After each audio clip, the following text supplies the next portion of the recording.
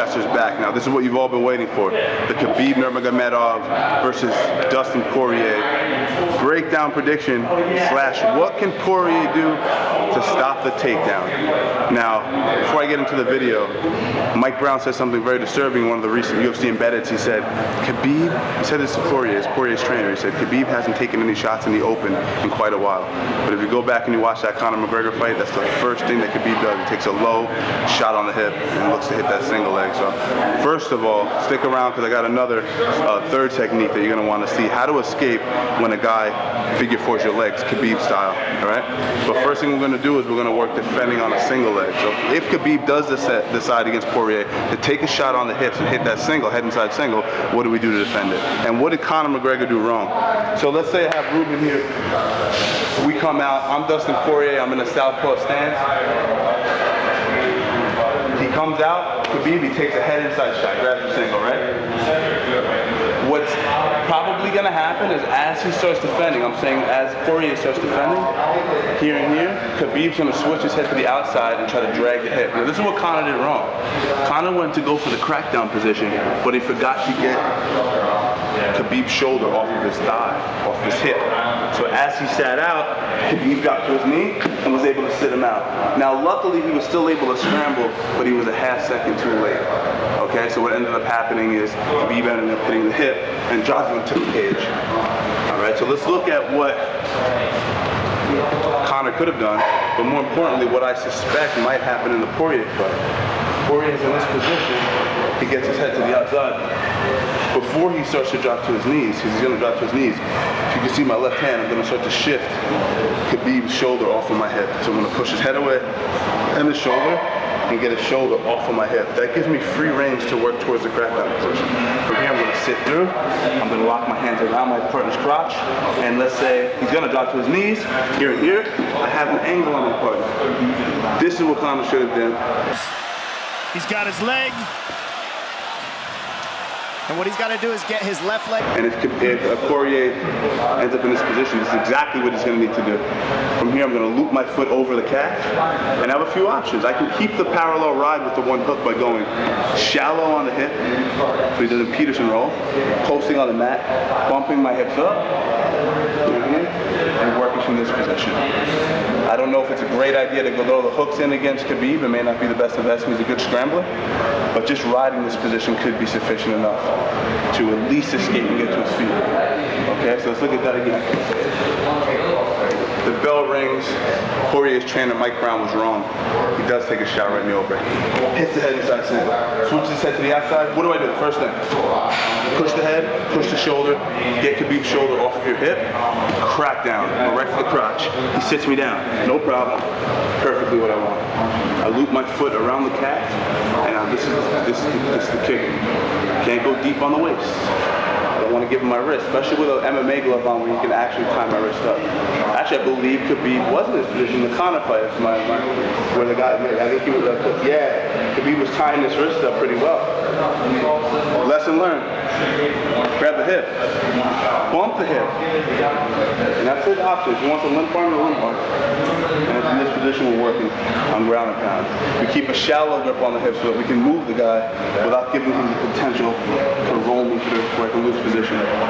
Okay, so that's a scenario I think where if Khabib comes out and shoots a shot right in the center of the cage, it could be the first thing that Khabib does in the first round. He can come up, ding, ding, ding, fakes a jab, takes a hard shot. What happens if Khabib manages to wrangle Poirier against the cage, which is common, right? Because he wrestles much better off the cage than he does in the center, arguably. So the scenario will be Khabib hits the upper body usually before he gets to the hips.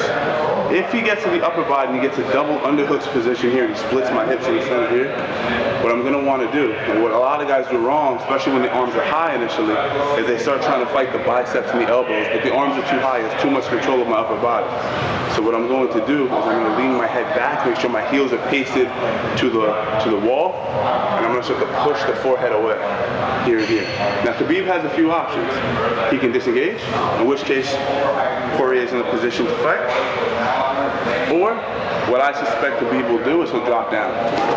Now, as soon as Khabib drops down, Poirier has to be ready to drop into what we call a sprinter stance, where my back leg is straight with my heel against the cage, and my left foot is bent at roughly a 90-degree angle, give or take a few degrees. If you notice, my right hand is webbing through the shoulder and controlling as an overhook wizard. My left hand is pushing on the elbow. So in the event that he tries to connect a lock double, it's not going to work. If he tries to go up the body and connect his hands again, it's not going to work. Here's where it gets tricky.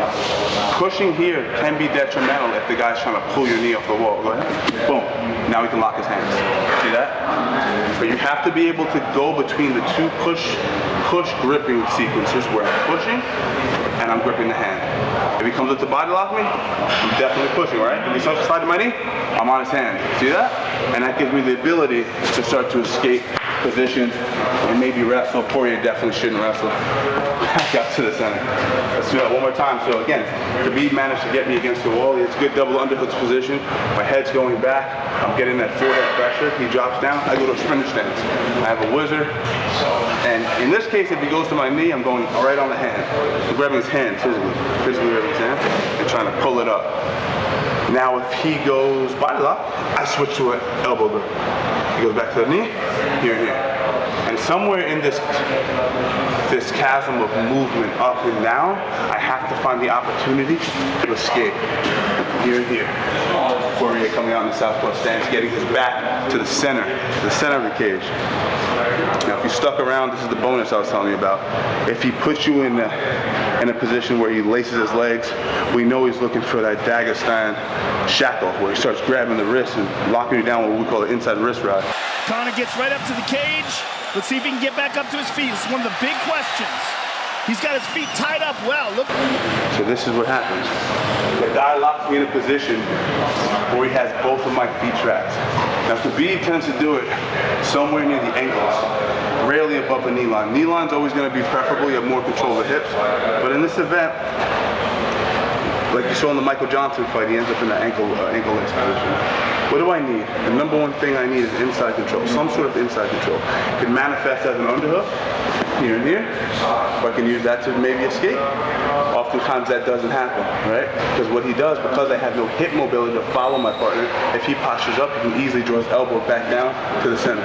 Underhooks are not reliable in this position. They're okay if you want to stop him from hitting you temporarily, but shirtless, with no movement in my hips, he's going to be able to free up his elbow line. So what I like to do, and what I suggest you guys drill, is going to a cross-face position. Now notice I have an inside palm position on the bicep, so if he goes to throw any shots with his hand, I can trail it. I'm still flat on my butt. If he goes to land shots here, I can either raise my elbow defensively, or take more, one more time. He goes to hit me, I can slide my hand off and hit like a karate chop inside block on the bicep. It's huge, guys. If you get too lazy with his elbow placement, he's gonna land hard shots. And then he's gonna start pinning your wrist, and then he's gonna start doing real damage. Yeah, really, really bad. So I'm here. If he goes that shot, I'm either using my elbow, or more safely, retracting my hand and getting to his bicep. Okay, now we want to escape. This is good preservation-wise, but I have to figure out a way to get my ankles. Now let's analyze what gives Khabib control in this position.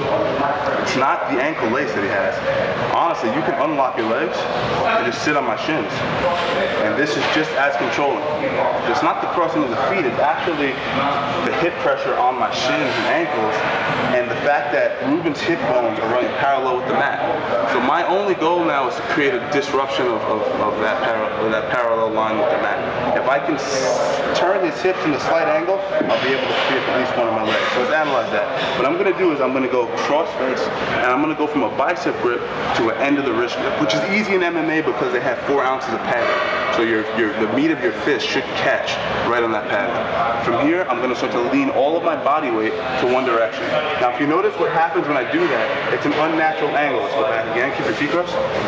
When he has his feet crossed, as I start to lean my body, there's a natural elevation of one side of my partner's hips. This is what we're looking for. We're looking for the right hip to get higher than the left hip. In this instance, I'll start to free up my knee line, and this usually, if taken advantage of the right timing, will give me the opportunity to free up my bottom leg. And Poirier can start to go here, shoot a single, and start to wrestle from here. get off the wall. Okay, so then again, we're gonna bypass the actual defensing of the punch, and we'll just work straight to the escape. So, inside position. Number one thing is we need to be inside of our partner's shoulder line. So I'm here, inside of the shoulder line, inside. We need this. Without this, everything's done. This will not do long term either. The pummels, yeah, bad, right? It's good temporarily, finish shot. We gotta go right back here. Find the end of the plunger. Watch how I raise my left knee and lean all of my body weight in one direction. My left knee comes up, and it creates a slight disruption of the weight. From here, I slide my weight out, slide my knee out, my knee line. Now, I showed you recently how to elevate and hide your heel. What happens if he sits back down? Now I'm trapped, right? I have one leg free, but my right leg is still stuck. What we'll do is we'll use the left foot to create a barrier, not to push him back, but to create a stiff barrier so that when I bump my hips, he can't follow my movement. See? See that? Here and here, I'm bridging, I'm escaping my leg. Now when he goes to grab a single, he has disconnected arms. His hands are not connected. So nothing's stopping me from pushing his head, get into my wizard, shoelaces down, and starting to push the head down. Work to the back. Okay? So listen, that's it. In the center, if he hits that Conor McGregor, and if Mike Brown, Poirier's trainer, is wrong, and Khabib decides to take a shot in the center with the head on the inside, that's what we're gonna do. Get the head and the shoulder off the hip line, hit our crackdown, hit our angle, and use that to get to a parallel ride. Against the wall, Khabib will try to hit the double, the singles, and the lifts and the kicks. But if it doesn't work, he tends to rest in the upper body.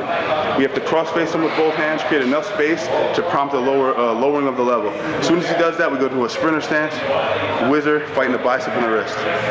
From there, the turns will be evident, fairly easy. Now on the ground, if he gets taken down, which I suspect Poirier will get taken down at some point in the fight, his legs are gonna get laced.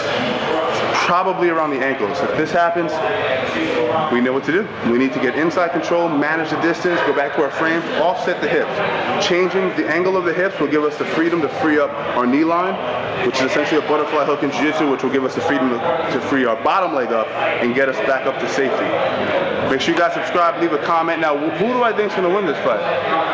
Is it going to be Poirier or is it going to be Khabib? I'm going to have to go with Khabib on this one. I think it's a safe man's game. I think he wins fairly easily. I just think he needs to find the range and find his timing on the takedowns. I think he ends up winning this. But I'll tell you what, if Poirier pulls this off, I'm going to be rooting for him and maybe even more happy if he wins. I just don't know if he has the non-stop gas tank to be able to sustain defensively in a wrestling scenario. That's right, guys. Leave a comment. Let me know if that stuff helps you guys out, and make sure you guys subscribe.